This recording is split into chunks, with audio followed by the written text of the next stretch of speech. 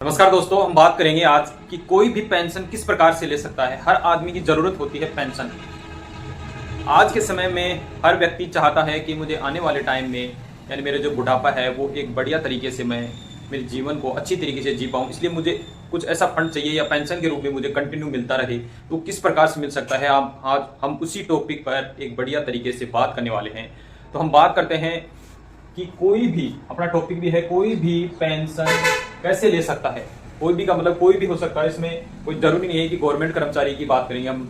Government कर्मचारी को तो चलो गवर्नमेंट देगी या नहीं देगी वो अलग बात है, परंतु जो गवर्नमेंट जॉब में नहीं है उनकी भी, और जो गवर्नमेंट कर्मचारी भी अगर चाहे तो वो भी यहाँ से पेंशन ले सकते हैं, परंतु किस प्रकार से ले सकते हैं इसी टॉपिक पर चर्चा है। बात करते हैं कि मान लीजिए दो व्यक्ति हैं, एक का नाम है राम और एक का नाम है श्याम।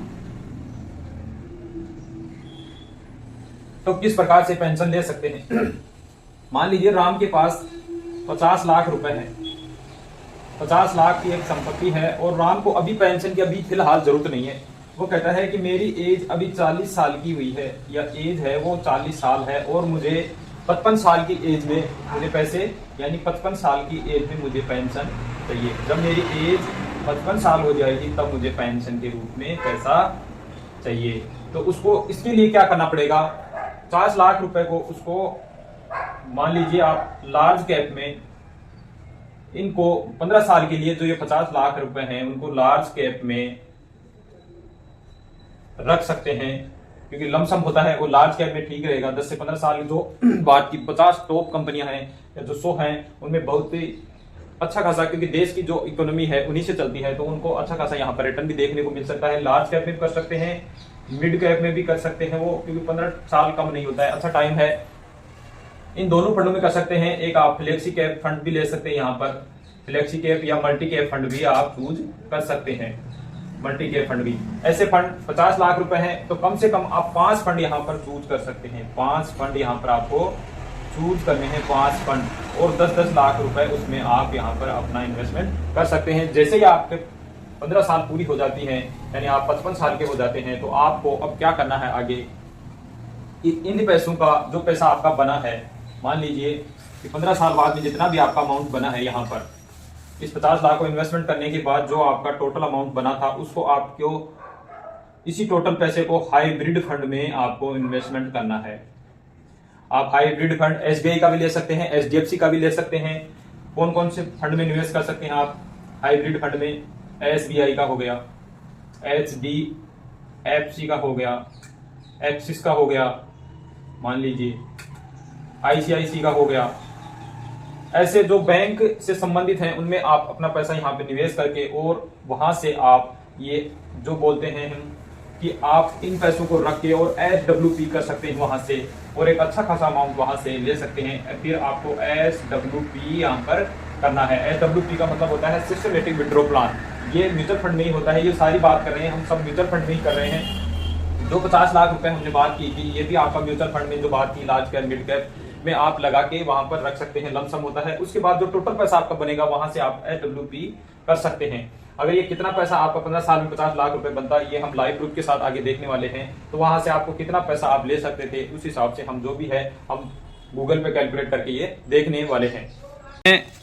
एसआईपी कैलकुलेटर पर जो अभी तक कितना पैसा यहाँ पर बन पाया है, हमने बात की थी कि अगर राम के पास जो 50 लाख रुपए हैं, अगर वो एक साथ निवेश करता है और उनको 15 साल बाद में कितना रिटर्न मिल सकता है, उसी की बात कर रहे हैं। मान लीजिए उनका अपन 15 साल यहाँ पर डाल देते हैं, 15 साल के लिए इन्वेस्टमेंट करना है, और 50 लाख का उनका एक फंड था जो उनको पेंशन के रूप में चाहिए, और आने वाले टाइम में वो पैसा बढ़ता भी रहे, तो कितना क्या पैसा यहाँ पर बन जाएगा उनका, हम देख लेते हैं। अगर वो 50 लाख रुपये 15 साल के लिए डालते हैं तो यहाँ पर पहला फंड निकल के आया है DSP स्मॉल कैप का, और इसने 50 लाख के बनाए हैं, कई 2.5 सैकड़ा 1000 लाख 10 लाख करोड़ 9 करोड़ 44 लाख रुपए यहाँ पर उन्होंने बना के दिया है। एसबीआई वाले ने 9 करोड़ 25 लाख रुपए बना के दिया है, 21.64% है, और एसबीआई वाले का 21.45% का रिटर्न यहाँ पर वो बता रहा है। और ऐसे ही फ्रैंकलिन वाले ने 8 करोड़ 24 लाख रुपए बनाए हैं, कोटक वाले ने बनाए हैं 7,41,000, एचडीएफसी वाले ने बनाए हैं 6 करोड़ 15 लाख, क्वांट वाले ने 5 करोड़ 78 लाख, आईसीसी वाले ने 5 करोड़ 12 लाख, आदित्य बिरला सन लाइफ वाले एएसबीएल ने 4 करोड़ 84 लाख रुपए, सुंदरम वाले ने 4,69,00,000 रुपये, यानी मिनिमम 16% का, हम 15% की रिटर्न की बात करते हैं, यहाँ 16% का रिटर्न है तो भी आपका पैसा बन जाता है 4,69,00,000 रुपया। अब इससे आपको SWP करके एक अच्छा खासा अमाउंट यहाँ पर आप ले सकते हो। इसके लिए जैसे मान लीजिए हम बात कर रहे हैं कि अगर आपको SWP करनी है तो आपको क्या करना है, यहाँ पर आप जैसे मान लीजिए ये पेंशन वाले में आ गए हैं हम, और हमें पेंशन लेनी है। जैसे SBI का हाइब्रिड फंड दे रखा है उसने, और हम पेंशन लेना चाहते हैं आगे जो भी है हमारा, यहाँ मान लेते हैं 2016 दे रखा है हमने, यहाँ पर 2016 की बजाय अगर हम 2009 से लगाते हैं, यानी 15 साल के लिए हम पेंशन लेना चाहते हैं तो कितना पैसा हम ले सकते हैं।